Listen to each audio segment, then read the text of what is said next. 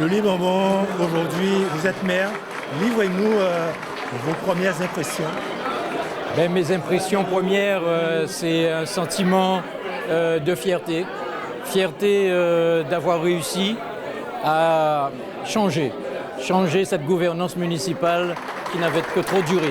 En fait, la population de Terre-de-Haut a exprimé très clairement son mécontentement par rapport à la politique menée depuis 3 ans. Et en fait, pour ne rien vous cacher, j'avais pensé que jamais on aurait vécu ça à Terre-de-Haut. C'est une situation vraiment inédite. On était parti pour 6 ans et rien ne laissait présager, avec une belle victoire que M. Bouidé a eue en 2020, qu'on aurait eu à passer aux urnes 3 ans après. Alors justement, Louis Bonbon, comment vous avez réussi en 3 ans à retourner la situation en votre faveur? En fait, pas véritablement moi. Faut dire que c'est d'abord et avant tout le conseil municipal de Bouidé qui a implosé et le climat s'est vite détérioré. Et on a senti effectivement qu'il y avait un vrai malaise dans cette équipe. Et les démissions ont commencé à se succéder et nous avons compris que de toutes les manières, on allait droit vers de nouvelles élections.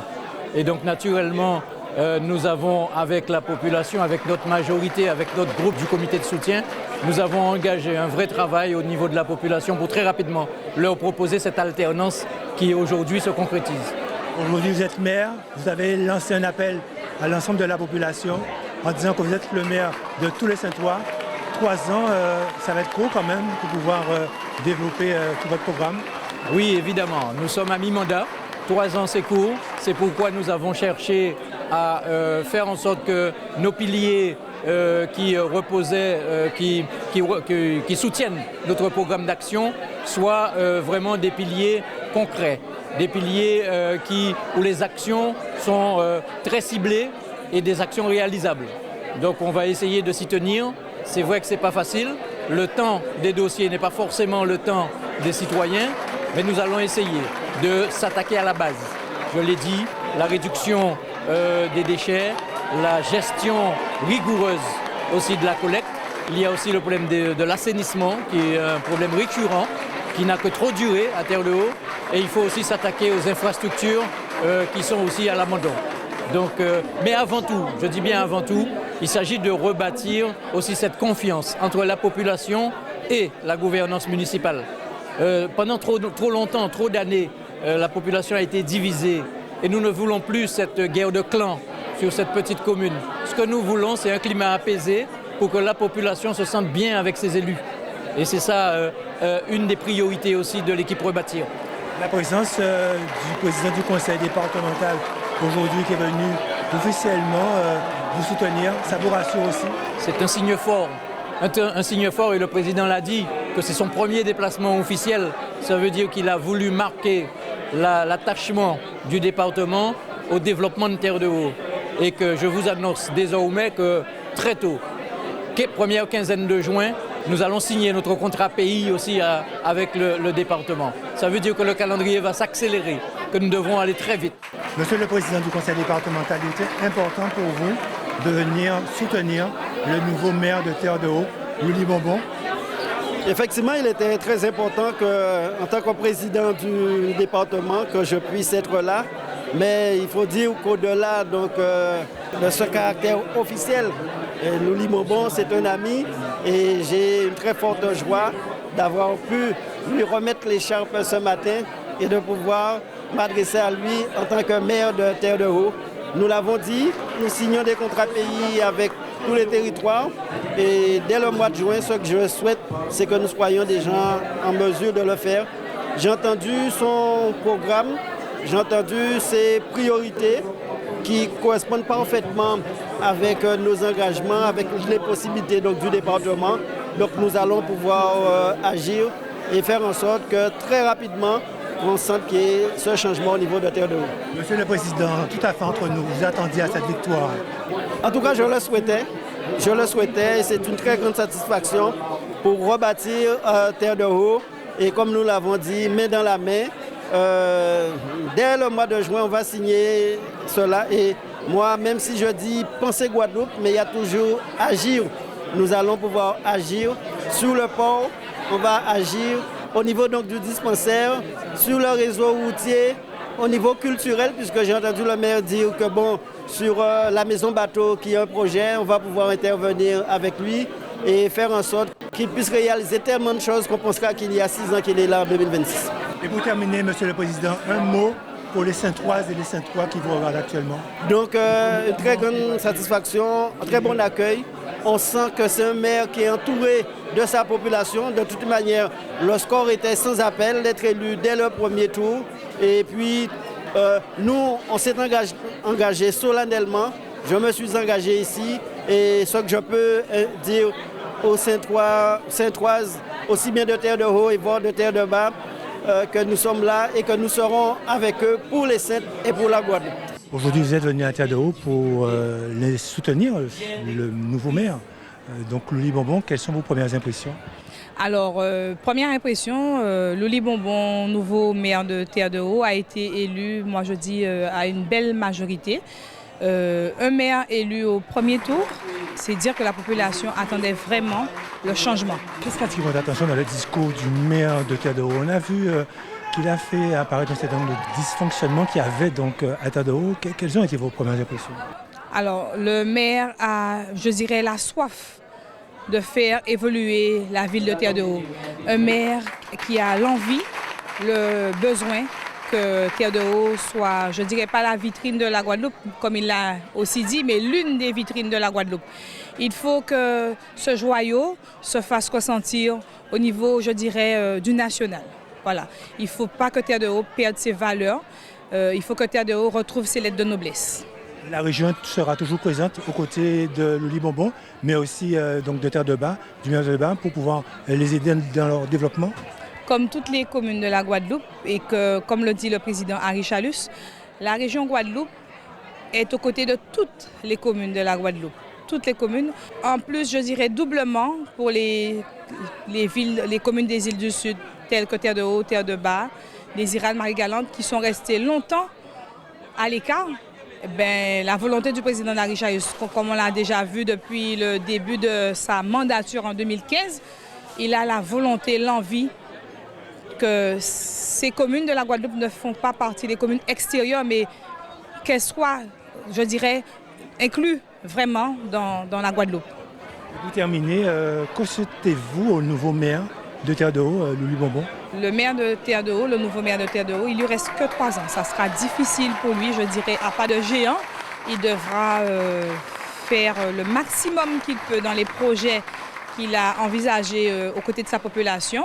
Et moi, je lui souhaite, en tant que conseillère régionale, le meilleur pour les 3 dernières années de sa mandature, pour qu'en 2026, justement, qu'il soit réélu, comme on l'a vu le 14 mai. En tant que président de l'association des maires, il est important pour moi d'être là à chaque fois où on doit accompagner une municipalité et donner effectivement les orientations que l'association des maires aujourd'hui a pu définir et soutenir les équipes, pas seulement le maire, soutenir les équipes et leur dire comment nous sommes à leur disposition.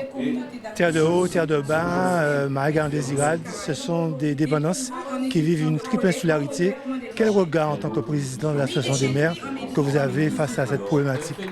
Alors, la Guadeloupe a cette particularité d'avoir effectivement ces îles qui vivent une difficulté majeure qui est la double insularité.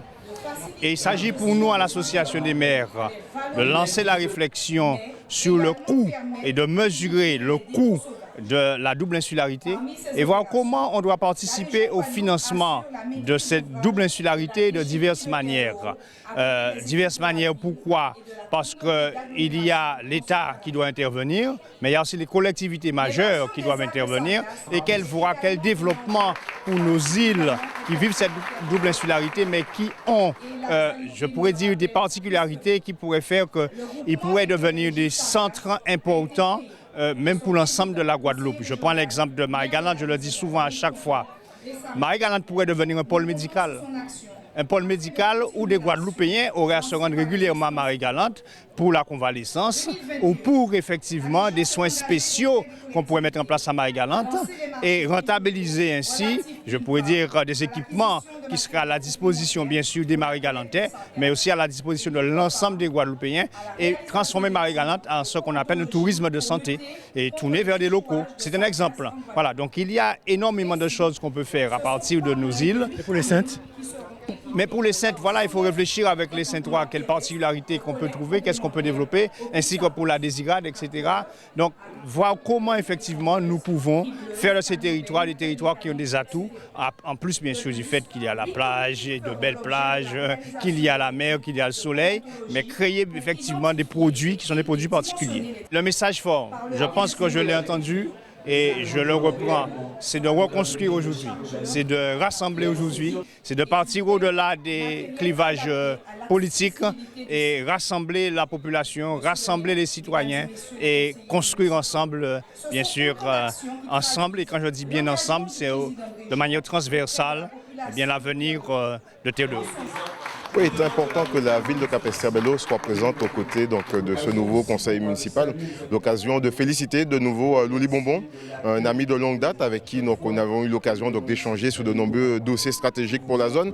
Et là maintenant de le voir retrouver ses responsabilités, c'est parfaire ce lien Capesterre, puisque nous le disons dans le cadre de la dynamique du Grand Sud Caraïbe, autour du développement économique, autour du tourisme, autour de ces problématiques qu'on connaît sur la gestion des déchets et autres. Donc ce sont des projets que nous allons travailler ensemble et pour lesquels il était pour moi nécessaire de venir déjà encore une fois saluer cette initiative qui a été portée de pouvoir inviter l'ensemble des maires, mais surtout démontrer qu'au-delà de ce moment de fête, que c'est surtout un moment de travail qui est initié. On a entendu le nouveau maire Louli Bonbon dans un discours un peu même très audacieux. Oui, tout à fait. Un message qui a été adressé à sa population, montrant qu'il y a une vision, donc savoir projeter ce territoire, mais surtout très réaliste. Et il lui reste 3 années avec son équipe pour pouvoir donner vie et donner aussi une autre orientation, une autre impulsion à Terre de Haut. Donc nous ne pouvons que leur souhaiter de réussir, puisque je crois que tous nous connaissons d'une manière ou d'une autre ce beau joyau. Maintenant à eux de pouvoir le sublimer. Un message fort adressé aux Saintoises et aux Saintois qui vous regardent actuellement. Un message fort, j'ai envie de vous dire que vive Terre de Haut. Ils ont déjà fait aujourd'hui le premier pas d'avoir une autre orientation, une autre vision politique. Maintenant qu'ils le comprennent bien, ils ne sont pas seuls, que ce soit à Grand Sud Caraïbe où ils pourront compter sur la ville de Capesterre. Au niveau du conseil départemental, je serai présent bien sûr pour pouvoir aussi les accompagner là où je peux. Et tout naturellement qu'ensemble, nous sommes, comme je disais tout à l'heure dans mon discours, obligés, contraints de réussir parce qu'il y a cette population qui attend beaucoup de nous. C'est très rare de voir un maire qui voit naître autour de lui autant d'énergie de la part de sa population, de ses élus, mais aussi des élus majeurs et des collectivités qui l'entourent. C'est une collectivité qui manifestement est en souffrance, une collectivité, une population qui a de grandes attentes. Le maire a cité son programme et je pense qu'avec toute cette énergie qui l'entoure, nous allons pouvoir tous réussir le projet de ce territoire-là. Qu'est-ce qui a retenu votre attention dans le discours du maire Louli Bonbon? C'est véritablement un appel à l'ensemble de la population à apaiser les tensions et ce désir d'être au service de tous. Je crois que c'est un enseignement pour toute la Guadeloupe elle-même. Et si vous avez un message à adresser aux Saintoises et aux Saintois qui vous regardent actuellement, quel serait ce message?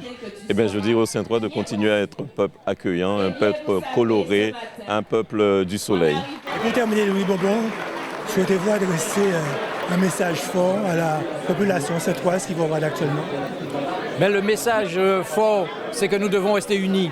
C'est qu'avec Terre de Bas, nous soyons aussi en relation permanente pour que nos projets puissent être portés ensemble. Nous avons des problématiques communes et il faut que les deux îles se mettent ensemble aussi pour que notre voix soit plus forte au niveau des assemblées départementales, mais plus particulièrement au niveau des collectivités institutionnelles. Voilà, Terre de Bas, c'est une île sœur et que nous avons le devoir de marcher la main dans la main avec nos frères et sœurs de Terre de Bas et pour que les deux îles fassent qu'une seule.